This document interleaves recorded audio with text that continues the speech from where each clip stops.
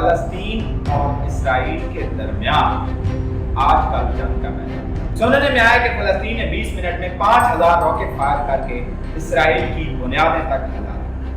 حضرت ابراہیم علیہ السلام اللہ سبحانہ و تعالیٰ کے پیغمبر تھے اور انہی کے بیٹے حضرت اسماعیل علیہ السلام سے حضرت محمد مصطفیٰ صلی اللہ علیہ وسلم پیدا ہوئے، یعنی حضرت محمد صلی اللہ علیہ وسلم حضرت ابراہیم کی نسل سے ہیں۔ حضرت ابراہیم علیہ السلام کو نمرود نے آگ میں ڈال دیا تھا اور اللہ سبحانہ و تعالیٰ نے اس آگ کو اپنی قدرت سے گلزار بنا دیا۔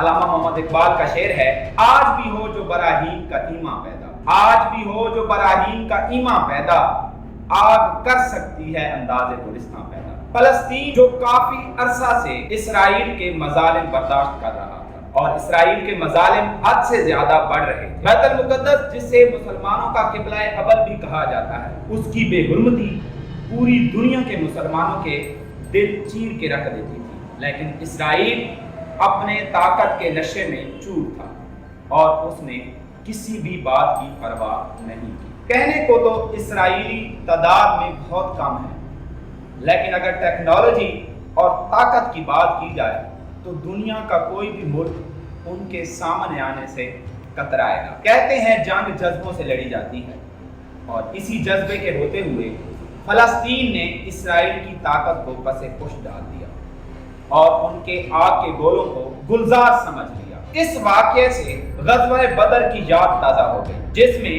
صرف 313 مسلمان 1000 کے آگے ڈٹ گئے۔ ارادے جن کے پختہ ہوں، نظر جن کی خدا پہ ہو، ارادے جن کے پختہ ہوں، نظر جن کی خدا پہ ہو، تلاطم خیز موجوں سے وہ گھبرایا نہیں۔ جیسا کہ آپ جانتے ہیں کہ اگر طاقت کا اندازہ لگایا جائے تو اسرائیل فلسطین سے کئی گنا زیادہ ہے۔ گلوبل رینک کی بات کی جائے تو اسرائیل 18ویں نمبر پر آتا ہے، اور اگر فلسطین کی بات کی جائے تو وہ 72ویں نمبر پر آتا ہے۔ نیوکلیئر ویپن کی بات کی جائے تو اس وقت اسرائیل کے پاس 90 نیوکلیئر ویپن ہیں، جی ہاں 90 نیوکلیئر ویپن، اور اگر فلسطین کی بات کی جائے تو اس کے پاس ایک بھی نیوکلیئر ویپن نہیں ہے۔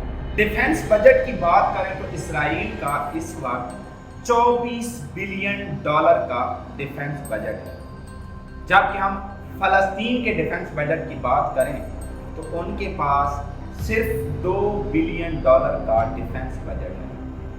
اگر فلسطین کی آرمی کی بات کی جائے تو تقریباً 1.5 لاکھ ہے، لیکن اگر ہم اسرائیل کی آرمی کی بات کریں تو اس کے پاس کم و بیش 5 لاکھ کی آرمی ہے۔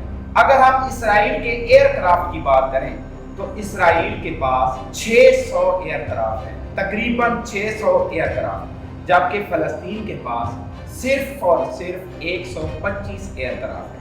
اگر اسرائیل کے فائٹر ایئر کرافٹ کی بات کی جائے تو ان کے پاس 241